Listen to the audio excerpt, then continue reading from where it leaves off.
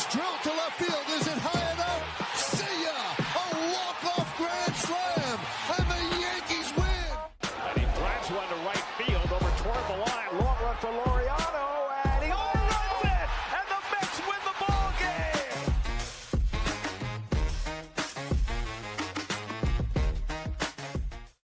Episode 82 of The Burrows. Michael Merlo, Jack Sargent here with you. A massive, massive episode. You could call this an emergency pod if you'd like. The Dodgers go back-to-back. And as Joe Davis said last night, Jack, if you're going to beat the champs, you got to knock them out. Blue Jays couldn't do it, had the ability to do so, could not knock them out. And the Dodgers go back-to-back. Jack, I want to get all your emotions from last night as a Dodger fan, one of the only ones I know. What was that like? Well, first of all, the emotions go immediately to Clayton Kershaw. When I think about winning this World Series, it's you have the best pitcher of this generation, a guy who has been tormented for over a decade for his playoff failures, and his playoff failures are overblown, but especially the last few postseasons, he's been terrible. And the first couple postseasons early on. This is a man who's now got 3 World Series rings. And it's funny. I was listening to his interview that he did with Fox right before we got on this podcast. And he was going to pitch to Dalton Varsho if Dalton Varsho got to the plate. So if you're a baseball fan and you're thinking, damn, I wish Kershaw got in the game, blame Alejandro Kirk for being the slowest guy in the history of baseball. That's obviously a little bit of hyperbole. But, it's I didn't know how to feel after this one because this World Series was just such a I was emotionally exhausted after this one because this was just an exhausting World Series, both physically because of how late some of these games ended up going, but also just from an emotional perspective. But it was awesome getting to see this team do something that I didn't think they could do. I didn't think this was a team that was going to get out of the NLDS. And then I was very skeptical that they would have been able to win a Game 7 in Toronto. I thought that they could win the Yamamoto start last night.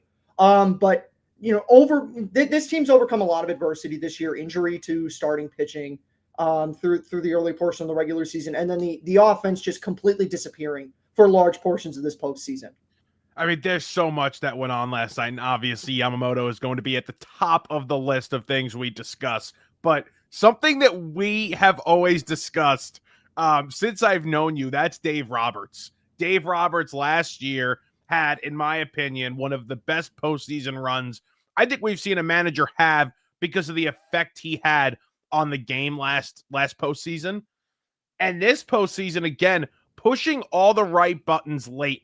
It almost felt like it was fate or even luck with the moves that he made last night or didn't make last night to then pay off for him immediately after, leaving Miguel Rojas in that game, bringing Pages into that game, and then he makes the play trucking Kike Hernandez. And then obviously Yamamoto, of course, trusting his guy and going to him after he pitched last night, the night prior. Like, all of these things are just, it feels like fate for Dave Roberts. I was thinking about this this morning after I woke up, and I think we have seen a real evolution of Dave Roberts as a manager, because you can go back to his first couple of postseasons, and I don't include 2016 when I look at Dave Roberts, because the Cubs were just a steamroller. Even though the Dodgers had a chance to get the Cubs in 2016, they were a steamroller. You lose you lose a series to a team like that. It's whatever. 2017 and 2018, he had some rough postseasons. 2019, as I've said several times on this program, the only series that I truly put on Dave Roberts as having been a series that he lost. But you see decisions that he made within those series. In the Red Sox series, consistently going to Ryan Madson and Ryan Madson gives up massive home runs to every guy on the Red Sox that he ever ended up giving up home runs to. Bringing Clayton Kershaw back out in the game against the Nationals, that the Nationals ended up tying Game 5 and then winning that in extra innings. Even in 2020, there were some decisions that he made that didn't work out, but he has evolved so much as a manager to the point where these last 2 postseasons have been pretty much, I'm not perfect's not the right word for it, because you're going to make decisions that don't work out as a manager, but every single decision that Dave Roberts has made these last 2 postseasons, and really you can even go to 2023, because he didn't do anything incorrect there. It's just that was a series that the offense didn't show up. But The last two postseasons the Dodgers have won World Series in, Dave Roberts didn't do anything wrong. Last night, the only decision that you can sort of question was sending Ohtani back out for the third inning. And ultimately, I don't think that was the wrong decision there. Maybe it's something that I wouldn't have done, but the logic there is we know we're going to have to get to our starters at some point. We're going to need somebody to give us length. And taking Ohtani out after 2 innings is putting question marks around whether you're going to get to the 9th inning with that. So I understand the rationale there. And then when it gets to the point of choosing to pitch between Vladimir Guerrero Jr. and Bo Bichette, obviously you pitch to Bo Bichette in that situation. I think every single baseball fan in that situation, in a Game 7, runner in third, you say, okay, we'll take our chances with Bo Bichette, especially with the fact that he couldn't run. He hits a ball on the ground. The only person who's more likely to get doubled up on the Blue Jays is Alejandro Kirk. So you take your chances. Couple of shots at Kirk there this morning. That's a couple of shots at Kirk, and we're 6 minutes in. 6 minutes in. I mean, it's true, though. 2 shots at Kirk already. Come on, that's my guy. That's my guy. But in all seriousness, if Bo Bichette beats you, you say, okay, fine. I took the bat out of the hands of the better player, and the other guy got me. And then, Ohtani comes out of the game afterwards. And since that moment, Dave Roberts made the right call every single time and made a lot of moves that I don't think you would think to make, especially the move to put Andy Pages in center field for Tommy Edman. Because Tommy Edman was playing in center field out of necessity since Andy Pages' bat disappeared. But the reason that Pages kept playing was because of the defense. And then you had Edman with the ankle, correct? Or the knee. He had an injury. Yeah. And then you look at that play with the ground that Pages had to cover. I mean, Edman's probably not getting to that ball. And then who the hell knows if Kike makes that play over the shoulder? I'm going to be honest with you, and I don't know if Kike has had an interview to say what actually happened, but I don't think Kike Hernandez had that ball. I think he had it lost in the lights. And by the way, that's a play that you never see in the regular season. If a guy loses a ball in the lights, it bounces in, you get walked off. But that is heads-up play by Andy Pages, first for getting the jump, because the outfielders were really shallow in that portion of the game. And that's something that I was seeing a lot of people say on Twitter, like, I didn't realize how shallow the Dodgers outfielders were until you go back and you look at the replay and you see the way the camera's panning. Kike Hernandez got a good jump on the ball, but I don't think he could have found it. And that is great field vision by Andy Pages to see my left fielder doesn't have this baseball. This is Game 7 of the World Series. Better to ask for forgiveness than for permission. I'm just going to run him over and make sure that we get to the 10th inning. And how about the play? We didn't bring this up, Miguel Rojas. We'll talk about the home run in a minute, but he's stumbling. It looks like he's going down. And for that throw to be made the way it was, for Will Smith to keep his foot on home plate. Oh, and by the way, I'm seeing now on Twitter, IKF's barely getting a secondary lead off of third base, knowing on a ground ball he's got to come home and score. I can't believe that inning. I just can't believe that inning. Well, first of all, on the IKF thing, I just read a quote from IKF that one of the Toronto reporters tweeted out this morning, that the third base coach told him to stay close to the bag because they didn't want him to get doubled up on a sharp line drive. So that was the third base coach's decision there. I understand the point, because if he gets any kind of secondary lead, he is safe. But Miggy Rowe doesn't stumble. And we haven't talked about the biggest play that Miggy Rowe had this game, which we obviously will talk about. But first of all, Miggy Rowe stumbles, almost bobbles that ball, and then is able to fire the ball home. And Will Smith, who is a fine defensive catcher, he's about average defensively. You don't talk about Will Smith for his defense as a catcher. He is a good offensive player who is he's a great offensive player who's a good catcher. But he keeps his foot on the plate. And when they went to review, I was thinking, goodness gracious, please don't end the World Series on a review.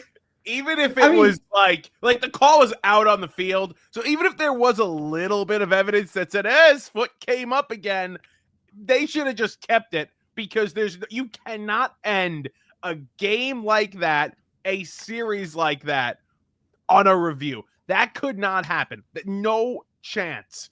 Imagine how lame that would have been. Like, if he was actually safe, how stupid it is. First of all, if you're an umpire and you get that call wrong, and then it has to then be overturned on review, and then it's like, I'm glad it didn't happen. Obviously, I'm glad it didn't happen because I'm a Dodger fan. But if I'm a neutral baseball fan and I'm watching that and the guy's actually safe, I'm like, come on, brother, get the call right on the field.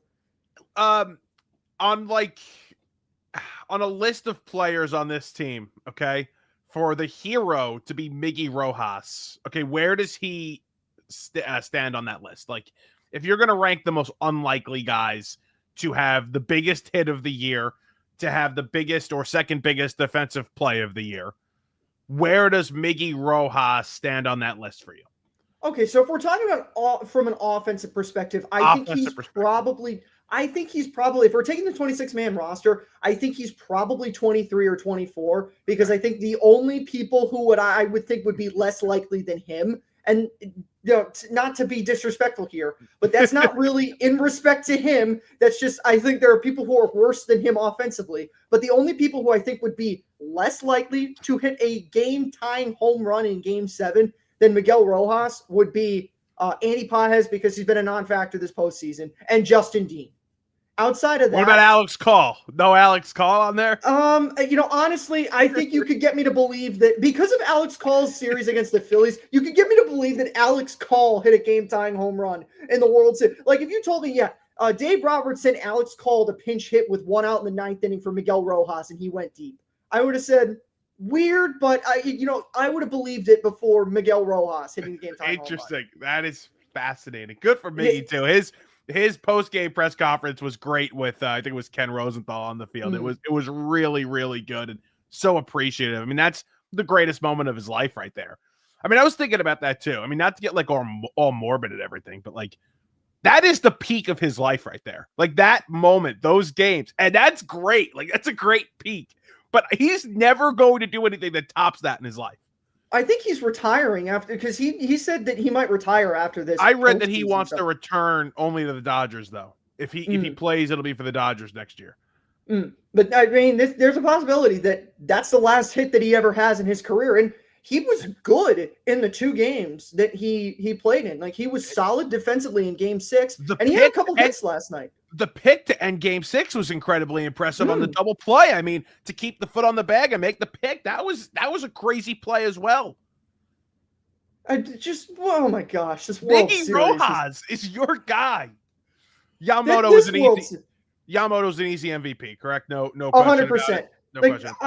I was texting Kevin last night, and Kevin said to me, I know Ohtani's Ohtani, but the MVP's got to be Yamamoto. And I said, I don't care if Ohtani hits the 2 home runs tonight. It's Yamamoto anyway. And that was before Yamamoto came in and won Game 7. And once he comes in and throws anything more than a third of an inning, he has to become your MVP if you win this series. And he's the X factor. Yamamoto, and if we're taking the literal meaning of most valuable player, yes, he had the best series, but he's also the most valuable player, because if Yoshinobu Yamamoto is not pitching for the Dodgers in the 2025 World Series, they are not World Series champions. Who comes into that game for, even if, let's just say Yamamoto goes 1 inning, who was in that game for the Dodgers last night in the extra innings?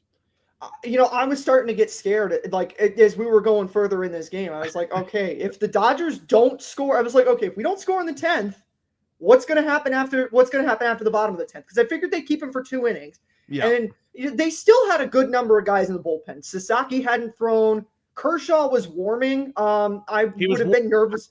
Sasaki. Yeah. Him and Sasaki, they went to a shot after the Vlad double. They went to a shot of the bullpen, and him and Sasaki were warming. But Kershaw was still in the bullpen. Sasaki was there. Some of the other guys, Edgardo Enriquez was still there.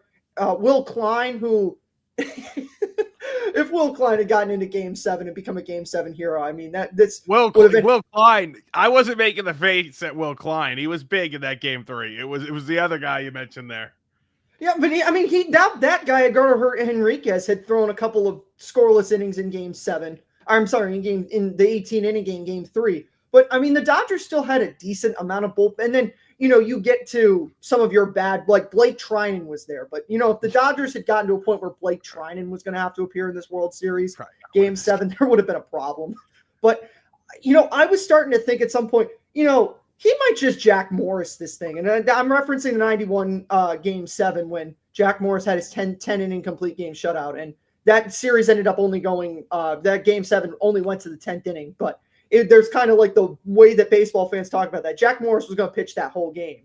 And I kind of felt like it might just be Yamamoto's just going to pitch until he can't pitch. It was cool.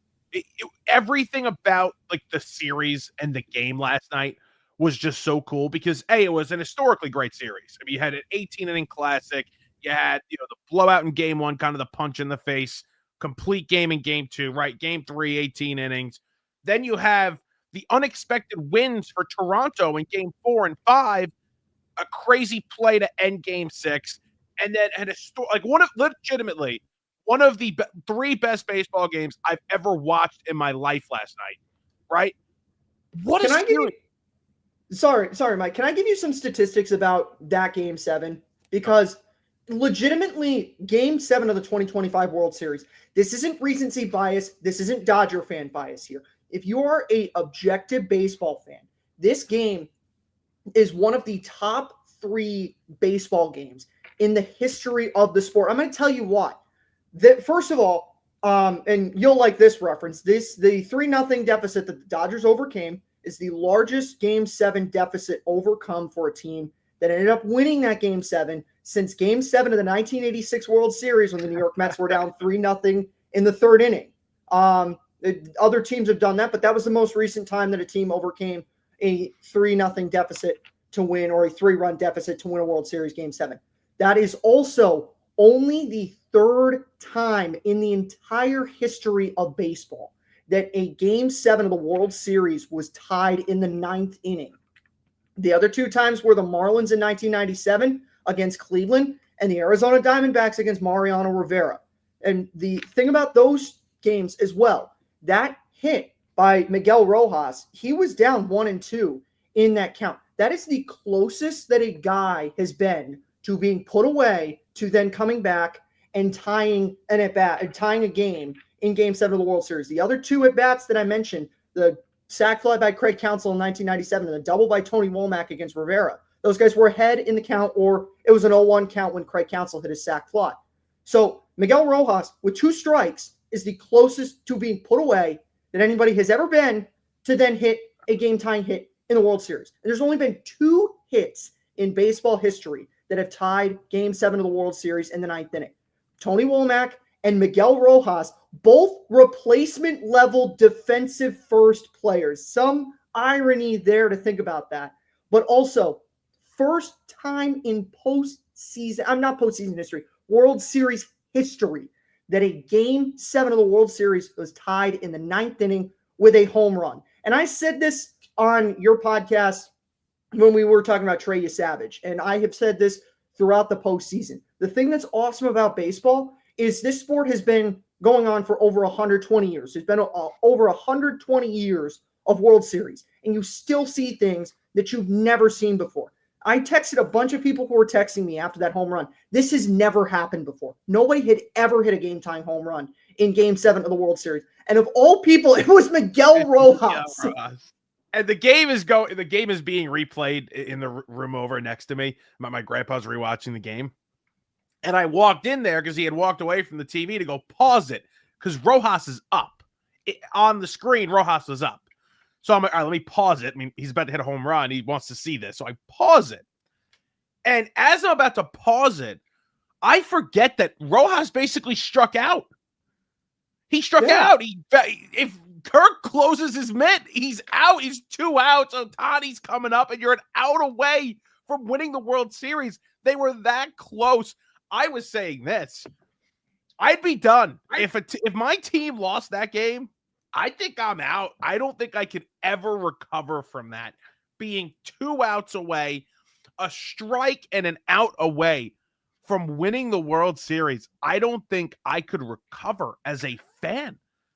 I don't think there has been a collapse like that in a 9th inning or in a World Series winning scenario since the Red Sox in '86. I think that is legitimately the closest parallel to a collapse like that. And that was a collapse for the Blue Jays Jeff Hoffman gives up the home run, and then you had chances to win that game in in the ninth inning, and then the extra innings. Vlad Jr. hits the ball to the warning track and just can't hit it out. And then, you have your chances in the 10th inning. You have your chances in the 11th inning, and the Dodgers end up coming through. And I will tell you, I wasn't surprised that it was Will Smith. I had a good feeling about Will Smith coming up to the plate when he came up in the 11th inning. I didn't think he was going to hit a home run, but I thought, okay, he's going to get on base here, and maybe it'll be Freddie Freeman who will have an extra base hit. But I actually was thinking there's going to be a good at bat here. Smith is going to reach some way. Smith has been, he was hurt. We knew that. He was banged up a little bit early. He had a great year, great regular season, but what a player. What you mentioned him before at the top, talking about, how he's okay defensively, just a great bat. The guy, he's so clutch too. I mean, he's been in these moments now because all they do is go to the postseason, go to the World Series. So he's been in these moments. These moments don't scare him. He's caught most innings in World Series history in a series, this past series. So Will Smith, man, who was banged up again, heading into that NLDS. I mean, he didn't really he didn't start all those games at catcher, if I'm correct. What a series, what a postseason for him. And I had something else I wanted to say and I forgot. So now I'm just filibustering, but you can go. I got a point about Will Smith and Miguel Rojas. And listen, you can talk all you want about the fact that the Dodgers spend more money than everybody. And the World Series MVP was the guy that the Dodgers went out and paid the most money that a starting pitcher has ever been paid to play this game.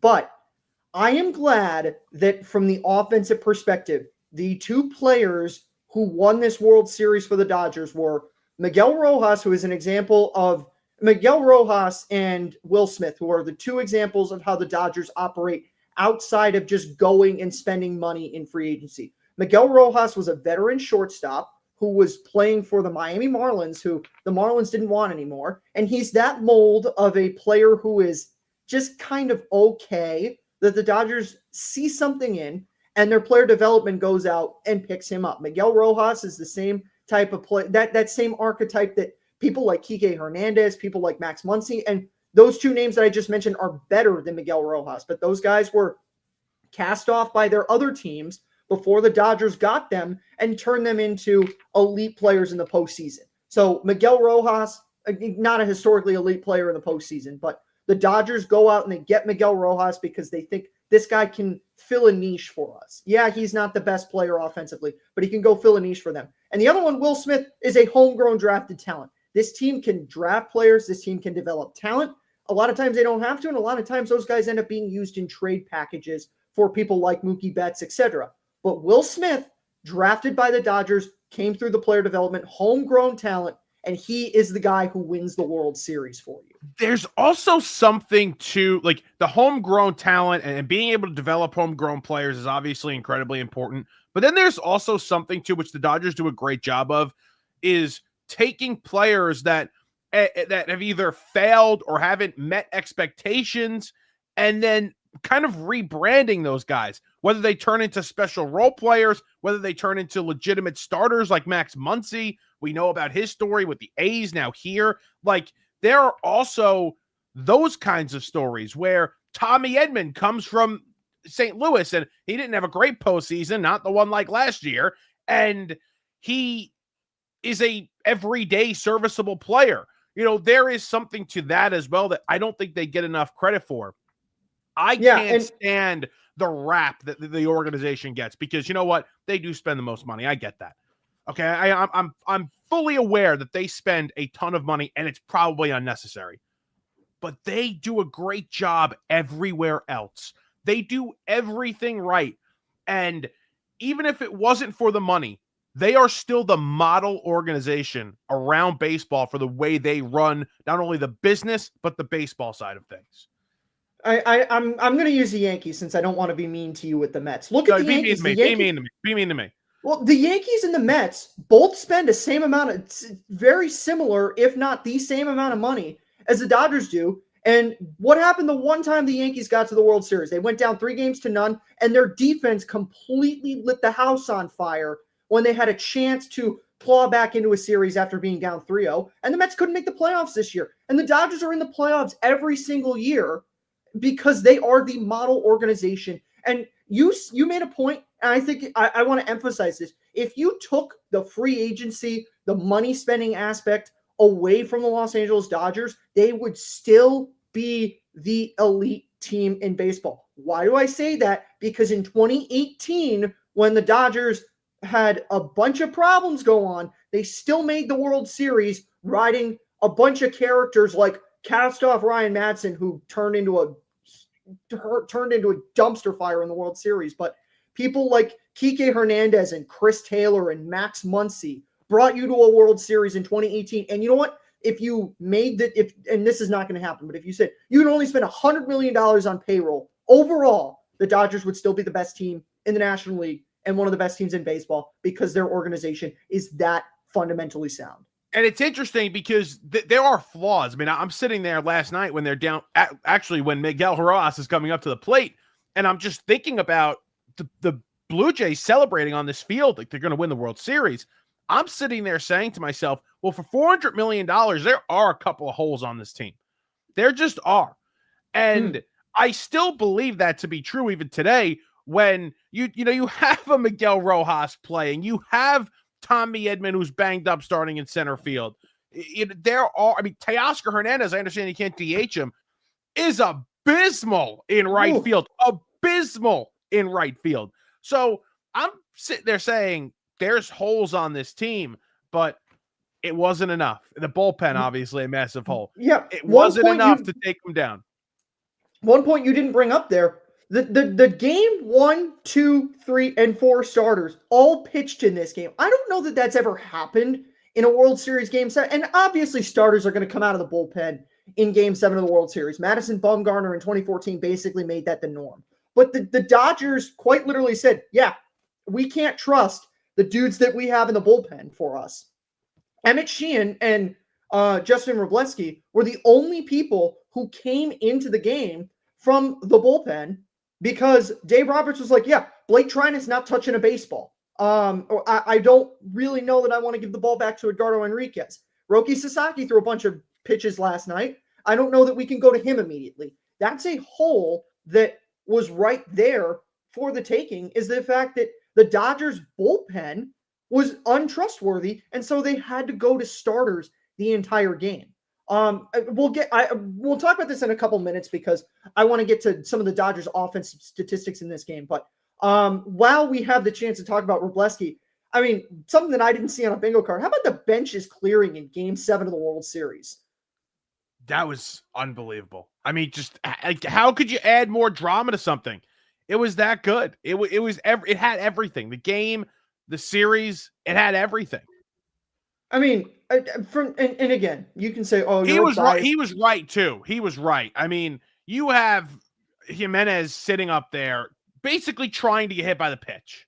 Well, and also, you stick your hand out to try to get hit by the pitch, but also, brother, it's Game 7 of the World Series, and it's a strike 2 count. No one is trying to hit you in a World Series game where their team is trailing. In a World Series Game 7 where their team is trailing by 2 runs. Forget the fact that he did that little chicken wing to try to stick his hand into the baseball, which, by the way, he's lucky that it's not college, because if he did that and that ball hit his hand in college, he's out. That's a strikeout in college, and it would have been a ball in Major League Baseball, which the rule in college is.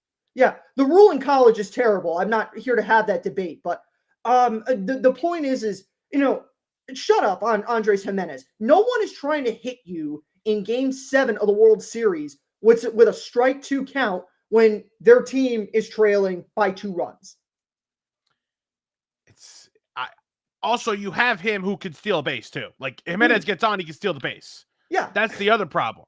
That's the other issue. So it was so stupid for the Blue Jays to get all up in arms about that. It was incredible. It was incredible television, though. It was absolutely incredible television. Oh no, it was awesome. My friend Clay from Murray State texted me that 50 million eyeballs are now going to be on this game because someone's going to see on Twitter benches clear in Game 7 of the World Series. We had a football game on, and I got the update from Passon. The benches are clear. I'm like, guys, the benches are clear. Then we just put the game on, and all you see are the bullpens running out. It didn't end up mattering because no one threw inside, but issuing a warning in that situation was so soft. That was tough. It Yeah, it didn't end up affecting the game, but it was soft. Joe Davis was unbelievable as always last night. Again, we had heard the rumors about him potentially being a little biased, this and that. I didn't really buy it. Joe Davis, once again, with unbelievable calls. Miggy Rojas, wow, just screaming, wow. You had the end of the game. I thought the end of the game, and I wrote it down, but that call to end the game was just truly like chills every time you hear it. Every time you hear it. To beat the champ, you got to knock him down. They got to knock him out. The Dodgers stand tall. They're back. They're back to back. They've won back-to-back titles. Incredible. So, let me tell you something about that call. That's not the first time that Joe Davis has done that. And when I heard that, my Dodger sicko heart warmed a little bit because no one's going to remember this, but it was Labor Day weekend in 2018. The Dodgers were in a tough race with the Arizona Diamondbacks for the division title in 2018. And the Dodgers, it was a 4-game series across a Thursday through Sunday. And the Dodgers lost the first game to the Diamondbacks. And I think at that point they had dropped out of first place. And it ended up being this incredible weekend. The Friday night game, Justin Turner hits a 3-run home run. Justin Turner in a 2-2 game hits a home run to take the lead in the 8th inning. Dodgers win in the 9th. The Saturday, Matt Kemp comes up in the bottom of the 8th. The game is 2-0 Diamondbacks, 2 runners on. Matt Kemp hits a 3-run home run. The next night, or the next day, so that's Sunday, Matt Kemp comes up again, 2-1 Dodgers are trailing, runners at second and third, and he hits a double. And Joe Davis says, to beat the champs, you've got to knock them out. The Dodgers take 3 of 4 from Arizona and are alone in first in the West. So that was a callback right there to one of my favorite weekends of Dodger baseball, my time watching, that 2018 series where Matt Kemp almost kind of rescued the Dodgers season. Love baseball. That's baseball. That's baseball, Susan. When Miguel Rojas hit the home run, it's just, that's baseball, Susan. I got to say this. The Blue Jays, and this is what I wanted to say before and I forgot. The Blue Jays had so many chances last night. So many. It felt like every inning they got somebody on base. There was one inning where the Dodgers pitching got a 1-2-3 inning. Not to cut you off, but I wanted to throw that stat. 14 guys left on base last night for Toronto. And when you have that double, the leadoff double by Ernie Clement in the bottom of the 8th, and you don't bring him home, Joe Davis did say this as well. Something felt off right there. That you have Clement up, he gets the double, and the bottom of your lineup has been so productive all season long. You can't bring him home. That was like eye-opening. It's like, okay, well, Ohtani's going to come up. He's guaranteed an at-bat, down 1. It got fishy right there, I think. And Davis clearly pointed that out. I'm going to be honest with you. When Ernie Clement hit that double, I thought the game was over because I thought there's no way that this team, with the way that they put the ball in play, because I thought there's no way he's not getting to third. And if he gets to third with less than 2 outs, this team puts the ball in play. They hit a fly ball. They're going to bring him in. And that was the moment, right? There were many moments in that game. There was that moment. There was the 6th inning where they have the double from Andres Jimenez, and he's at second with 1 run in already. That made a 3-2 game, 4-2. They leave Andres Jimenez at second base. Or actually, they leave him at third base because he went to third on a fly ball. But that 9th inning, when first of all, Vlad looked like he wins the World Series with that deep fly ball to center field, but then there's traffic on the rest of that inning. Single walk hit by pitch, and that chases Blake Snell, or single walk, and then Yamamoto comes in and then immediately loads the bases and hits Alejandro Kirk, which leads to that bases loaded situation in the force out. I mean, those are the chances right there. That 6th inning, that 8th inning, and then obviously that 9th inning because it's a walk-off situation where you can win that ball game, and you just didn't win that ball game. Yeah, they left it out there. I mean, you talked about it before in terms of them choking it away. I mean, they did because they had chances and they couldn't come through in the big spots. Dave Roberts, we mentioned how great of a postseason he had, 2 straight for him. I can't believe Yamamoto. I can't believe what we watched last night. That's where I'm at. I can't believe what we watched last night.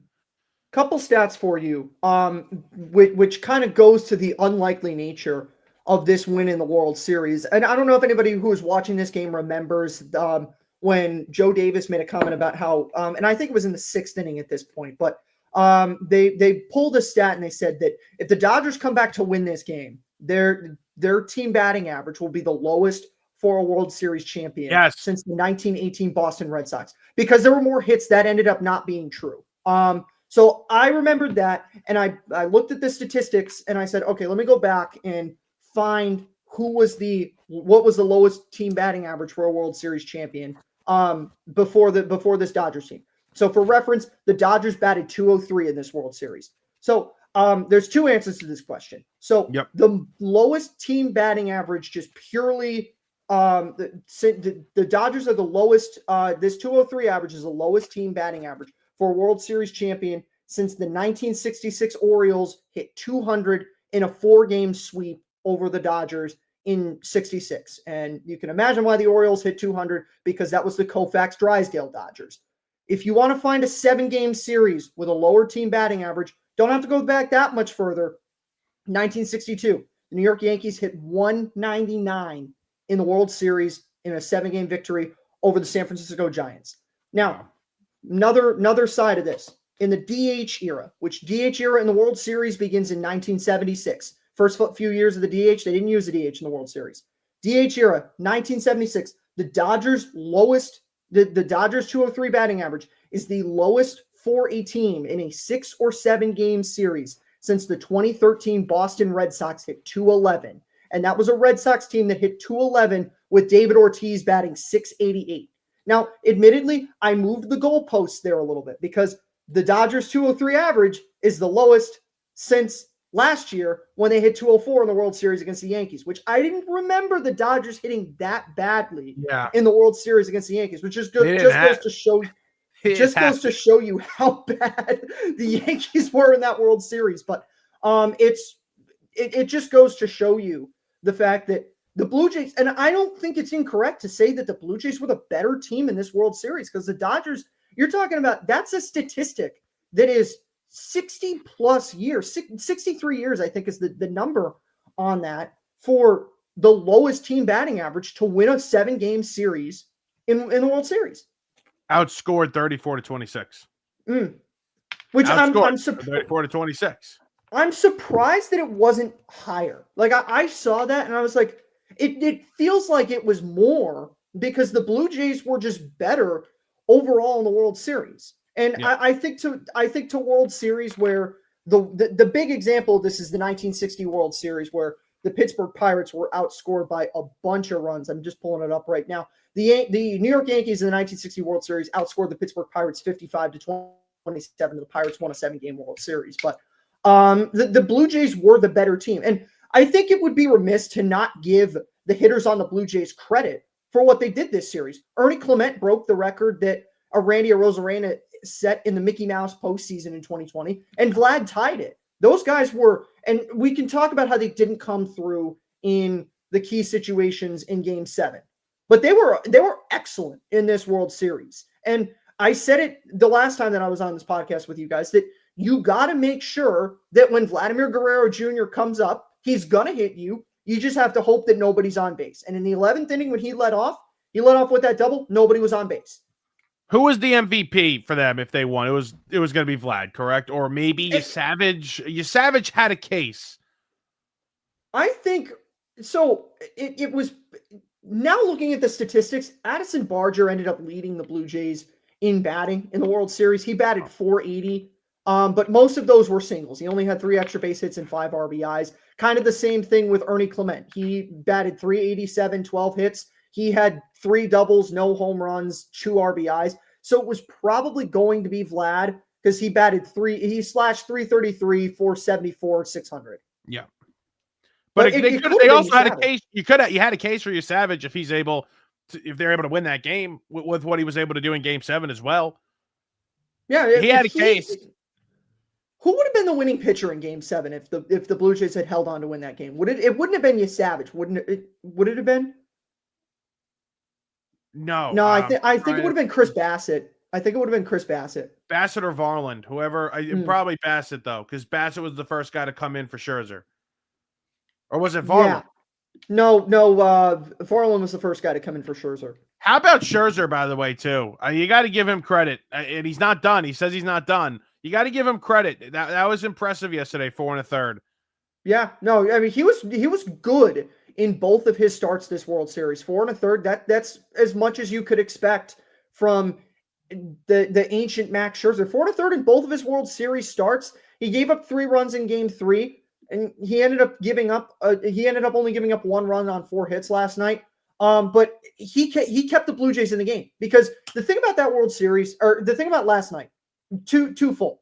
Scherzer keeps the Dodgers off from having a big inning, but the key to that comeback being possible was that sac fly by Teoscar Hernandez. And I was texting Kevin during this moment that when the Dodgers had that situation where Freddie Freeman gets to hit the runners at third, Yep. You really need to get 2 runs here. But if you don't get 2 runs, or if you don't get a run, this game is over. And Teoscar Hernandez batted better overall the longer that this series went. And that at bat is what I'm going to point to, because earlier in the series, that's a strikeout. Instead, he flares a ball to center field. And in one aspect, you're saying, damn, I wish that ball had dunked in front of Dalton Varsho and 2 runs come in to score. But you get a run there. That was important. The same thing happened in the 6th inning where Tommy Edman comes up. And another situation where it's like, oh, you really probably need a big inning here. But if you don't get one, it's a deal breaker. You need to get a run. And in both of those situations where the Dodgers needed a bare minimum of just 1 run, they got it. They left runners on in those situations, and that's why they needed a miracle 9th inning. But they did the bare minimum there. The bare minimum got done. How about this? Sir Anthony Dominguez in the game late. He got into some trouble, got out of it with a sketchy play at first. I had group chats. I saw Twitter going crazy over the fact that Dominguez was still in that game and Bieber wasn't. Turns out Bieber comes into the 11th, gives up the game-winning home run after getting 2 very quick outs. What were your thoughts there? Did you think he should have went to Bieber earlier, or should he trust Dominguez to get out of that spot at the bases loaded jam? I'm going to be honest with you. I think the reason that Shane Bieber gave up the home run is why we didn't see him in that game until there was really no other choice for him to come in. I can understand the point of, it's Game 7 of the World Series. You have to have a guy ready to go if somebody gets into trouble. But realistically, what were the Blue? And maybe you could make the case, okay, why is Mason Fluharty not in the game? At that point, screw the matchups. Just get the best guy in the game. In that moment. And you don't think Bieber was the best guy out of those lefties? Because the lefties hadn't gone. The lefties hadn't gone yet. Yeah. I look at this game and I'm like, why is Mason Fluharty not in the game? Why did Mason Fluharty not come in? And Joe Davis made a point, when they brought in Louis Varland, they made a point that, the Dodgers have seen Mason Fluharty a lot. So you don't want to burn that bullet right there, because Ohtani's coming up in a situation where he could hurt you. And you don't want to let the Dodgers see him too often, which that's an analytical point that I think makes sense. But at that point, Freddie Freeman's leading off that inning. So, maybe if you want to say Sir Anthony Dominguez shouldn't have been in the game, I don't think Shane Bieber was the answer. I think Mason Fluharty should go there. If you're going to make the case, I don't think it was the wrong choice to have him start that inning.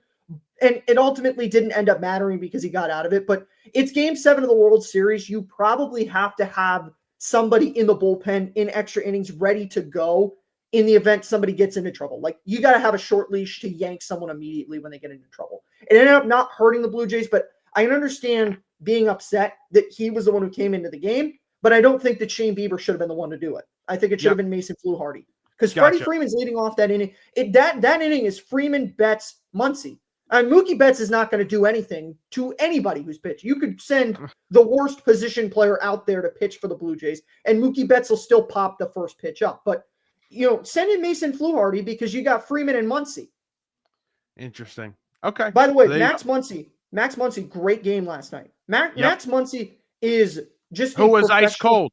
Cold. He's a professional hitter, though. And I just took a shot at Mookie Betts, but one of the key at-bats of this game was a walk that Mookie Betts drew. He walked, so he was on base for when Max Muncy singled, and then when Teoscar Hernandez hits into a force play, Mookie Betts is at third, If he doesn't draw that walk, he's not at third, so Tommy Edman can't hit a sac fly to bring him in. Fascinating stuff. It's fascinating stuff to play Monday morning quarterback on a game like this.